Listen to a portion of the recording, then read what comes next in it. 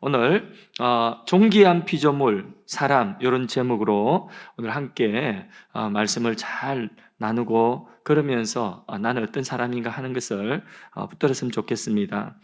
멕시코의 한 마을에 온천과 냉천이 함께 흐르는 마을이 있습니다. 그 마을의 아낙네들은 빨래를 할 때에 굉장히 편합니다. 왜냐하면 온천에 물을 담갔다가 그리고 그걸 갖다가 또 냉천에 옮기면 그러면 빨래가 쉽게 되는 것입니다. 그러니 이 자연적으로 온천과 냉천이 흐르니 얼마나 편리하겠습니까? 감사해야 되겠죠. 그런데 거기에 아낙네들은 감사하지 못하고 오히려 불평을 한답니다. 왜 비누가 없어? 이렇게 불평한다는 거죠. 좋은 조건에 있으면서 불평을 하면 하나님이 가지고 있는 것도 뺏어가실 수가 있어요. 그런데 우리가 좀 불편한 환경 조건 속에서도 감사하면 하나님이 우리에게 감사할 수 있는 많은 것들을 주셔요. 이 감사라고 하고 불평이라고 하는 것은 상대적인 것이 많이 있는데 꼭 상대적인 것으로 보면 안 되겠지만 그러나 편의상 좀 비교를 한번 해볼게요. PPT를 한번 보세요. 목사님이 예전에 청소년부 설교할 때 그때에 그 PPT 만드는 거라서 조금 오래되고 낡은 거예요. 미안해요. 낡은 건데 아이들이 불평하죠. 그런데 또 밑에 아이들을 보면 상대적으로 위 아이들은 사실은 많은 것들을 가지고 있죠. 또 봅시다. 역시 이 사진도 한쪽은 불평하고 응석거리지만은 한쪽은 또 그렇게 한쪽을 보면 또 불평할 것도 아닌 것 같아요. 또 다음 사진 봅시다. 이 사진도 보면 참 세상에는 이렇게 한쪽에 좀 보입니까? 글자가 잘 안 보이네, 그죠? 다음 또 넘겨보세요. 왜 하나의 게임만 가지고 너무 지겨워하는데 그런 선택도 없고 그런 것도 없는 그런 환경에 있는 아이들도 많이 있죠. 또 봅시다. 왜 나이키가 아니라 아디다스냐고 그렇게 불평하기도 하지만은 그런 선택이 없이 신발에 또 저런 어려운 신발 신고 있는 아이들도 있죠. 또 봅시다. 이 사진 무슨 사진인고? 위에 그 아이는 왜 이렇게 잠이 안 오냐 뭐 이렇게 불평하지만은 그런 어떤 불평할 수조차도 없는 그냥 이대로 눈 감았으면 좋겠다 이런 아이들도 얼마든지 있는 거죠. 또 봅시다. 자, 이렇게 사람들은요 우리가 가진 것에 대하여서 또 가지지 못한 사람들의 생각하지 못하고 이렇게 불평하는 그런 불평의 조건들이 너무나 많은 것 같습니다. 그래서 예로 한번 보여드렸습니다. 하나님은 세상을 말로 표현할 수 없을 정도로 아름답고 신비롭게 지었어요. 목사님도 예전에는 이 자연이 눈에 보이지 않고 그리고 또 이런 꽃이나 나무나 식물이 눈에 보이지 않았는데 어느 순간부터 이런 꽃 하나를 봐도 야, 참 예쁘다. 꽃잎을 봐도 너무 예쁘다. 또 고속도로 지나가면서 저쪽에 산의 들녘에 피어있는 야생 그 꽃들도 보면서 야, 참 예쁘다. 이런 생각이 막 드는 거예요. 그런데 우리 아이들은 보니까 야, 이렇게 좋은데 좀 봐라 이랬는데 그걸 보지 않고 그냥 계속 차에서 멀미나도록 핸드폰만 보고 있더라고요. 그래서 참 안타깝다. 저런 좀 아름다운 자연을 봤으면 좋겠는데 심지어는 몇 년 전에 여러분들 선배들이 미국에 여행을 갔어요. 비전 트립을 갔어요. 미국에 비전 트립 가서 막 엄청나게 광활한 그 자연에 뭐 미국 나는 가보진 않았는데 일본 국도 그 해변길에 그 사진 보니까 이야 정말 멋지구나. 카렌다에서 볼 수 있는 그런 광경이 있는데 근데 그런 광경을 보고도 그냥 핸드폰 보다가 지쳐서 자고 그러더라고요. 그러니까 이게 잘 안 보이는 것 같아요. 근데 이렇게 목사님 나이 때 이렇게 되니까 막 이런 게 보여요. 그래서 하늘의 별을 보면 너무 아름답고 또 꽃을 보면 너무 아름다워. 다음 사진 한번 볼까요? PPT. 예. 예. 이 꽃잎 하나하나가 같은 게 없어요. 똑같이 생긴 것 같은데 보면 이 크기가 조금씩 다르고요. 참 보면 너무나 신기하다. 또 다음 사진 볼까요? 하늘의 별들을 보고 또 촘촘히 많은 저 별들이 같은 게 있을까요? 우리 눈에는 다 그냥 점박이 반짝반짝 빛나는 거지만은 저 별들 하나하나 셀 수 없는 별들이 같은 게 하나도 없어요.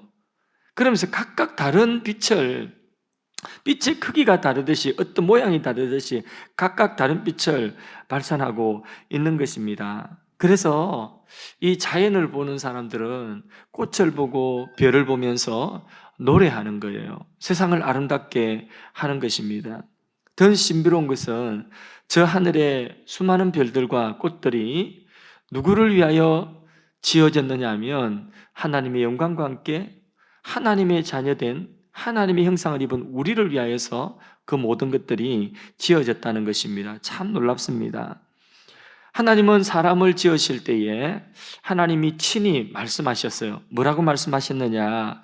창세기 1장 26절 PPT를 보고 같이 한번 읽어볼까요? 우리의 형상을 따라 우리의 모양대로 우리가 사람을 만들고 그로 바다의 고기와 공중의 새와 육축과 온 땅과 땅에 기는 모든 것을 다스리자 하시고 하나님의 형상으로 우리를 지으셨다는 거예요. 하나님이 우리 한 사람 한 사람을 이렇게 어떤 모델을 두고 그 모델에 맞게 그렇게 지었는데 그 모델이 하나님이라는 거예요. 그러니까 우리를 지었는데 하나님께서 우리를 하나님같이 그렇게 존귀한 사람으로 만들었다는 거죠. 하나님의 형상에 대한 그 설명이 많이 있을 수 있지만은 그 핵심은 뭐냐? 하나님의 형상의 핵심은 존귀함이에요. 하나님이 귀하신 분인 것처럼 우리도 그렇게 귀하다는 것입니다. 이 세상의 어떤 만물들보다 하나님이 지으신 사람이 가장 귀하다는 것이죠. 왜? 하나님이 가장 귀한 것처럼.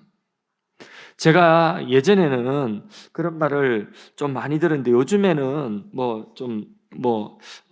잘 듣지는 않지만은 그래도 가끔씩 한 번씩 듣는 이야기 있는데 예전에는 많이 들었어요. 저기 혹시 이 비유를 알란가 모르겠는데 PPT 한번 보세요. 예. 이 배우, 영화 배우 장동건 씨인데, 영화 배우 장동건 씨 닮았다고 그런 이야기들을 굉장히 많이 들었어요. 나는 막 기분 나쁜 거예요. 지가 내 닮았지, 내가 지 닮았나? 이러면서 기분이 막 나쁜 그런 이야기 하더라고요, 사람들이. 그래서, 그러나 또 한편으로 생각하면 여러분들은 이 배우를 잘 모르죠, 그렇죠? 예. 여러분들은 세대 차이 나가지고 이 배우가 누군지 몰라. 그냥 아저씨구나. 아저씨가 아저씨를 닮았다구나. 그렇게 생각할 수 있는데, 그런데 우리 여기 선생님들만 해도 다 알 거예요. 예. 닮았다. 사실상 멋진 사람을 닮았다. 아니면 우리 학생 같은 경우에는 예쁜 배우를 닮았다. 눈이 그렇게 예쁘게 닮았네. 눈만 닮았네? 이래도 기분 나쁘지 않아요. 콧대가 어떡하니? 누구 닮았네? 이러면 기분이 나쁘지 않고 기분이 좋습니다. 세상에 멋진 사람만 조금 닮았다고 해도, 이 콧대만 닮았다 해도, 이 눈매만 닮았다 해도, 네 미소만 닮았다 해도, 얼굴 자체는 안 닮아도 네 미소만 닮았다, 이미지만 닮았다 이래도 기분 나쁘지 않은 것입니다. 누군가 훌륭한 사람이 있으면 그 훌륭한 사람 닮았다 해도 기분 나쁘지 않은 것입니다. 자, 우리 축구 선수 있는데, 야, 네 뛰는 모습 보니까 꼭 손흥민 닮아서 이러면 너 기분 좋아, 안 좋아? 되게 좋지, 그지? 야, 너 손흥민 닮아 손흥민 같이 뛰는구나. 슛 자세가 완전 손흥민인데 대박. 이러면 기분 좋아, 나빠? 좋지. 그래 보세요. 우리가 이 세상에 살면서 누구 좀 멋진 사람 닮았다 해도 이렇게 기분이 좋은데, 사실은 성경은 진리거든요. 거짓말 안 해요. 성경이 우리를 누구 닮았다고 하죠? 하나님 닮았다. 하나님의 형상이다. 또 다른 곳에서는 하나님의 아들이다. 하나님의 딸이다. 그러니 당연히 닮았지. 이렇게 말씀하고 있는 거예요. 다 같이 한번 따라합시다. 굉장하네. 예, 좀 이게 좀 서프라이즈한 표정을 지으면서 굉장한데 시작. 굉장한데 채울만 시작. 채울이 너무 멋져. 채울이 찬양 인도할 때 되면 목사님 팬 될 것 같아. 찬양 인도하는데 너무 멋져. 채울이 그 자리에 벌떡 일어나서 한번 벌떡 일어나봐 그 자리에서. 예, 다시 한번 굉장한데 저쪽으로 보고 저쪽으로 시작. 오, 예.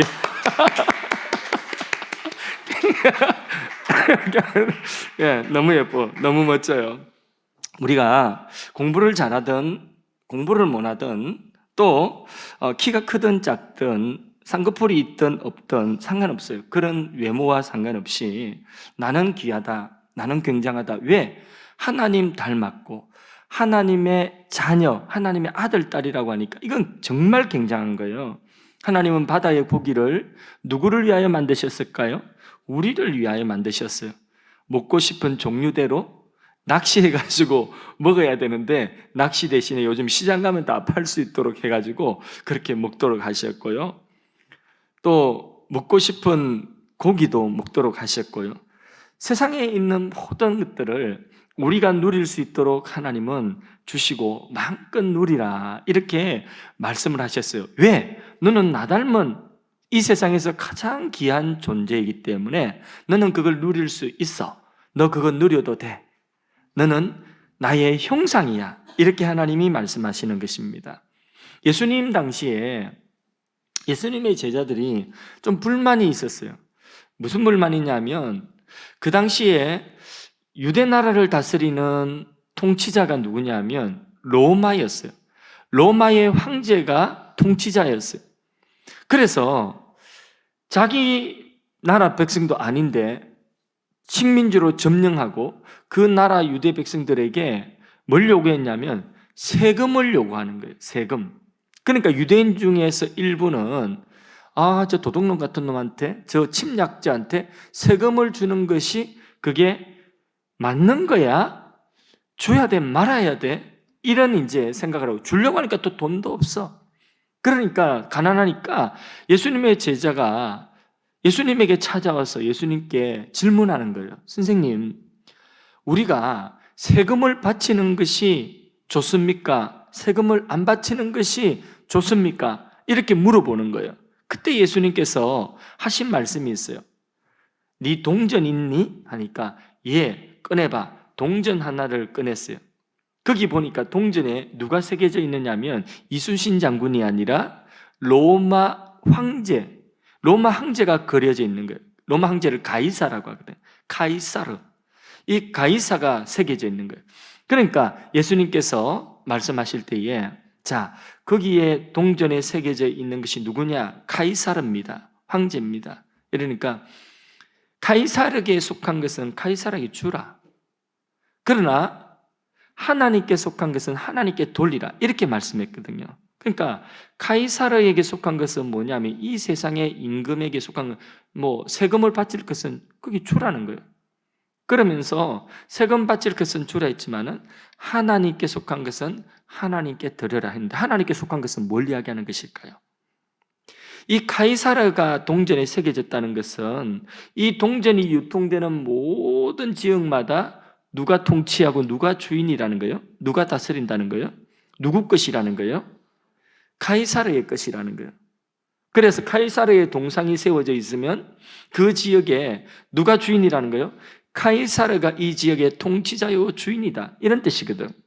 그러면 예수님께서 하나님의 것은 하나님께 돌리라 했을 때에 우리는 하나님의 형상이라고 했죠. 카이사르의 형상이 아니라 하나님의 형상이 우리에게 새겨져 있다는 거예요. 그럼 우리는 누구에게 속하였다고요? 하나님께 속하였다. 그러니 너희 자신을 하나님께 드리고 너희의 믿음을 하나님께 고백하고 하나님을 잘 섬겨라 하는 그런 말씀이에요. 우리가 하나님의 형상 되었다는 것은 내가 존귀한 자네 여기에 머무르는 것이 아니라 우리가 하나님의 형상으로 존귀하다는 것은 우리는 누구를 상대해야 된다는 거예요? 하나님을 상대하고 하나님을 높이라는 거예요. 예배 자리는 누구를 상대하는 자리예요? 하나님을 상대하는 자리예요. 은별이 맞니? 예배는 하나님을 상대하는 거예요. 선생님을 상대하는 것이 아니라 하나님을 높이고 상대하는 거예요. 그럼 예배만 그래요? 예배 이후에 모든 자리에서도, 학교에서도 우리는 학교 책상하고 책하고 있는 것 같지만은, 그러나 학교에서 책하고 책상하고 선생님하고 친구만 보는 것이 아니라 거기에서 우리는 하나님의 것이기 때문에, 하나님의 형상이기 때문에 하나님을 상대하는 이게 습관이 되도록 여러분들이 생각하고 사는 것이에요. 그래서 우리는 하나님이 지으신 모든 것들을 이제 하나님의 형상인 우리가, 하나님 대신 우리가 잘 다스리는 거예요. 그래서 마귀는요, 우리가 하나님의 형상으로 존귀하게 사는 것을 좋아할까요? 싫어할까요? 싫어요. 그래서 내가 자존감을 가지는 거 싫어해요. 그래서 마귀는 나의 자존감을 끄집어 내리려고 해요. 야, 너는 그것도 없니? 야, 너는 그것도 못하니? 야, 너는 그것밖에 안 되니? 야, 너 봐, 네 하는 꼴이 늘 그렇잖아. 이렇게 우리의 자존감을 자꾸 끄집어 내려요. 또 실수했지? 네가 그렇지. 너는 안 돼. 너 못해. 우리 자존감을 끄집어 내리는 것이에요. 마귀는 그 일을 하는 거예요. 실수해도 괜찮아. 내가 실수해도 하나님은 우리의 아버지고 아빠이기 때문에 내가 실수해도 괜찮아. 또 하면 돼. 이렇게 하시는 분이셔요. 실수했다고 호적에서 파버릴 거야. 이러지는 않는다는 거죠. 내가 생각할 때에 잘났든 못났든, 다른 사람이 나를 바라볼 때에 잘났든 못났다고 하든, 그게 중요한 것이 아니라 하나님과 성경이 나에 대해서 뭐라고 말씀하고 있는지 우리는 바로 알아야 됩니다. 뭐라고 말씀하고 있죠? 나는 하나님의 존귀한 자녀다. 하나님의 형상으로 말씀하고 있습니다. 그래서 마귀는요, 계속해서 우리의 이 자존감을 끌어내리고 수치심을 주려고 하는데, 그런데 성경에도 보니까 하나님이 처음 만드신 사람을 하나님 보시기에 참 좋았다. 나의 형상이다. 내 형상으로 만들었다. 이렇게 말씀하셨는데 그 사람이 마귀에게 미혹을 받았어요. 마귀가 쏙쏙쏙 하니까 마귀한테 그만 쏟고 하나님이 먹지 말라고 하는 선악과를 먹고 범죄해버렸어요. 그러니까 그 다음부터는 수치스럽고 부끄럽고 자존감이 다 무너지는 거예요. 그림 한번 봅시다. 이게 아담과 하와가 선악과 따먹고 하나님을 피하여 있는 거예요. 뭔가 자꾸 하려고 하고 부끄러운 거예요. 자기 자존감이 다 무너져 내려버렸어요. 그래서 내가 조금 자존감 있으려고 하다 보니까 그건 누구 보면 또 누구 친구 누구 보면 그냥 푹 깔아앉아 버리는 거예요. 그런 이게 인간이 하나님을 피하고 자꾸 이게 부끄럽고 이제는 자기 자신의 자존감이 다 무너져서 초라하게 이렇게 보이도록 하는 게 마귀가 우리 인간이 범죄하고 실수할 때에 자꾸 그거 주는 거예요. 부모님 속이고 죄짓고 나 이것밖에 안 돼? 이런 생각 드는 거죠. 마귀는 이렇게 우리의 존귀함을 빼앗으려고 안간힘을 지금도 쓰고 있습니다. 죄지은 사람에게는 반드시 뭐가 따라올까요?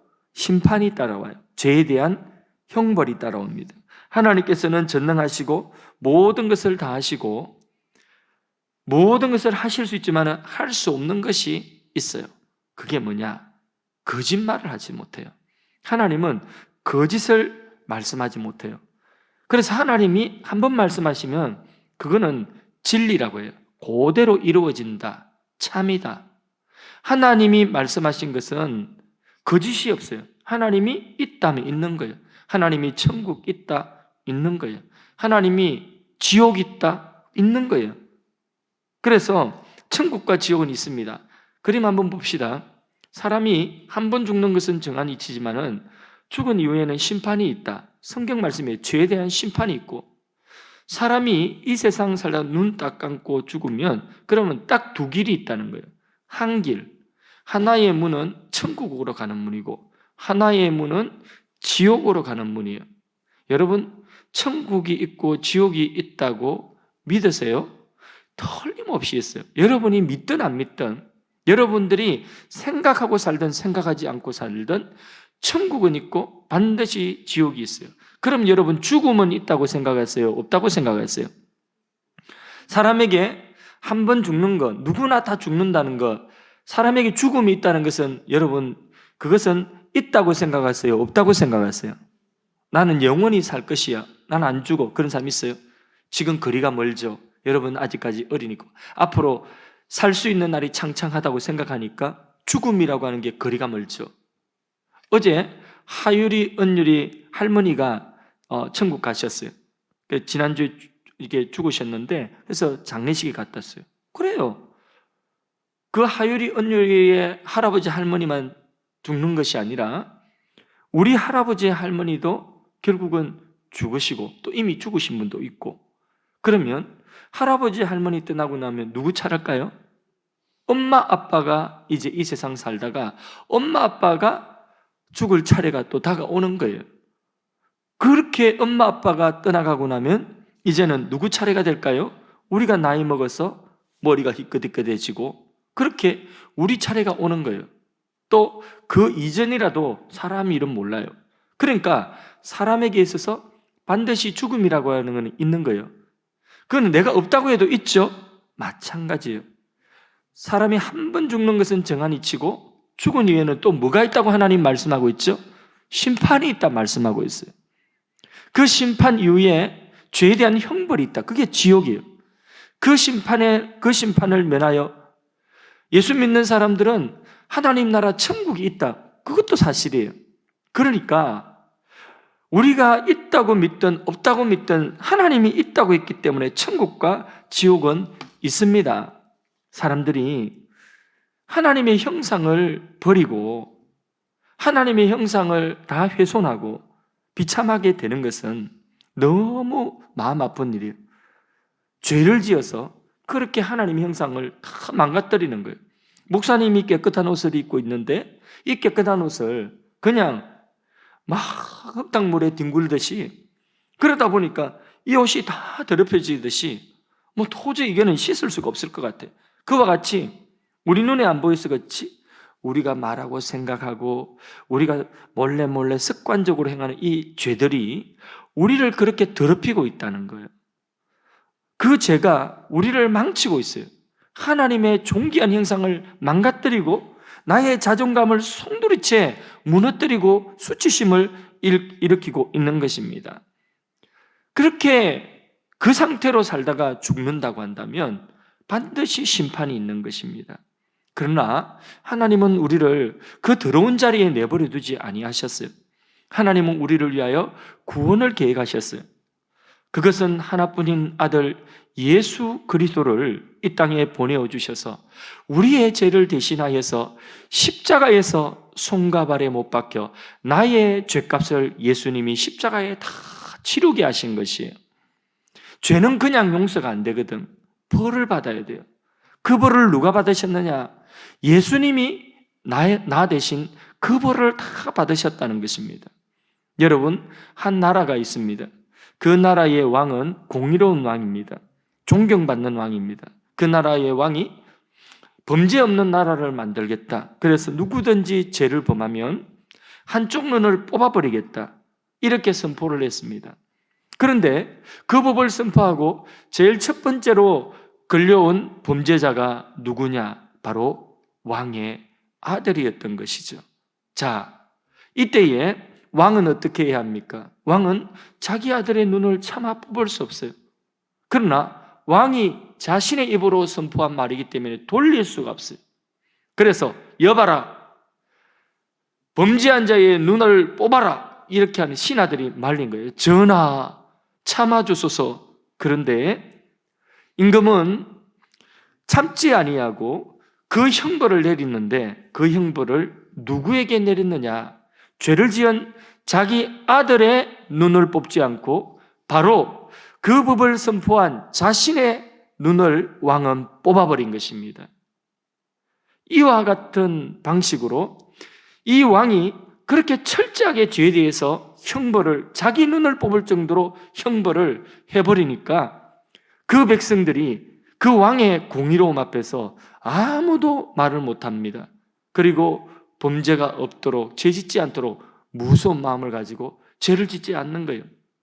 그러나 이 왕은 그 한 번으로 무슨 일을 하셨느냐? 바로 나라의 법을 바로 세울 뿐만 아니라 또 하나는 자기 아들을 사랑하는 그 사랑을 포기하지 않는 이 두 가지 일을 한 번에 이룬 것입니다. 우리 하나님이 이와 같이 하셨다는 거예요.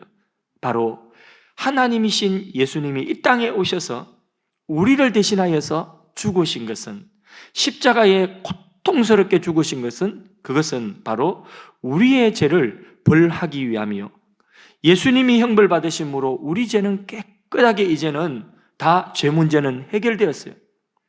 깨끗해졌어요. 그래서 하나님의 진노의 심판, 공의로운 죄에 대한 심판을 하나님께서는 다 예수님에게 부으심으로 하나님의 공의를 성취하셨고, 또 죄지은 우리를 버릴 수 없고 하나님의 형상이요 하나님의 아들이요 하나님의 딸인 여러분들을 버릴 수 없는 그 하나님의 사랑은 바로 예수님의 십자가에서 여러분들을 살린 것입니다. 이제 우리가 할 일은 한 가지예요. 그 하나님의 사랑을 믿는 것입니다. 그 하나님의 사랑을 내 마음속에 그냥 그대로 믿는 거예요. 하나님 나를 이렇게 사랑하셨군요. 믿는 거예요. 갈라디아 2장 16절 말씀을 여러분 같이 합독해서 읽어봅니다. 사람이 의롭게 되는 것은 율법의 행위에서 난 것이 우리 행위로 우리가 죄 용서받고 깨끗하게 되는 것이 아니라는 거예요. 다음 읽습니다. 오직 예수 그리스도를 믿음으로 말미암아 되는 줄 아는 거로. 우리에게 필요한 건 뭐라고요? 바로 그 하나님의 사랑을 내 마음속에 그대로 믿는 것입니다.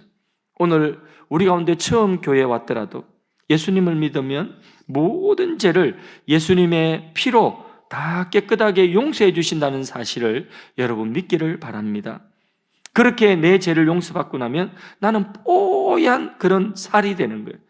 뽀얗게 그렇게 내 죄가 깨끗하게 씻어지는 거예요. 하나님은 내 죄를 기억잖아요. 나는 기억하지만은 하나님은 내 죄를 기억지 아니한다고 말씀하여 주셨습니다. 그렇게 회복되는 것은 뭐냐? 바로 깨끗하고 존귀한 하나님의 딸, 하나님의 아들, 하나님의 형상을 회복하게 되는 것입니다. 할렐루야. 고마우신 하나님께 영광의 박수 한번 치겠습니다. 요한복음 1장 12절 말씀을 기억하십시오. 한번 읽고 목사님이 말씀을 이제 정리할게요. 읽습니다. 시작. 영접하는 자, 곧 그 이름을 믿는 자들에게는 하나님의 자녀가 되는 권세를 주셨으니. 예, 여기 영접이라고 하는 것은 무엇입니까? 집에 띵똥띵똥 반가운 사람이 띵똥띵똥 할 때 보니까, 모니터에 보니까 내가 기다리던 친구, 내가 기다리던 반가운 사람이 왔어요. 그러면 어떻게 하죠? 거기 그대로 서겠어요? 이럽니까? 딱 모니터에 보면 딱 서 있어요. 띵똥띵똥 누르고 있어요. 그럼 어떻게 하죠? 얼른 나가서 문을 열어주죠. 그리고 어떻게 합니까? 어서 들어오세요 하죠. 그게 영접이에요. 예수님은 지금 여러분 마음 문 밖에서 똑똑 두드리고 있는 거예요. 아들아, 딸아, 졸고 있니? 아들아, 딸아, 무슨 생각하고 있니? 지금 내가 네 마음의 문을 두드린다. 마음의 문을 열지 않을래? 네가 마음의 문을 열면 내가 너 안으로 들어갈게. 그게 영접이에요. 예수님, 제 마음속에 지금 오세요. 이게 영접이라는 거예요. 여러분, 이미 초등학교 때부터 교회를 다닌 친구들도 있겠지만은, 또 이미 예수님을 믿는 친구들도 있겠지만은, 혹 이제 예수님을 지금 이 시간 내 마음속에 다시 한번, 예수님 내 마음속에 오셔요. 내가 이렇게 존귀한 사람이 되었는 줄 몰랐어요. 예수님 지금 제 마음속에 오셔서 나의 죄를 깨끗하게 씻기시고, 그리고 나를 하나님 딸 삼아주세요. 하나님의 아들 삼아주세요. 멋진 하나님의 형상으로 회복시켜주세요. 그런 마음을 가진 사람은 이 시간에 잠깐 손을 모으고 눈을 감고, 그리고 목사님을 따라서 한번 기도했으면 좋겠어요. 자, 여러분의 목소리로 여러분 귀에 들리도록 그렇게 목사님 따라서 한마디 한마디 그렇게 기도하는 것입니다. 그렇게 한번 기도해 보세요. 마음으로는 믿으면서 하실 수 있겠죠, 그죠? 자, 그러면 목사님 따라 한마디 한마디 그렇게 기도하겠습니다. 사랑의 주 예수님, 지금 제 마음속에 오셔서 저의 죄를 씻겨주시고 저를 깨끗게 해주세요. 예수님, 저를 하나님의 자녀 삼아주시고 하나님의 존귀한 형상을 회복시켜 주세요.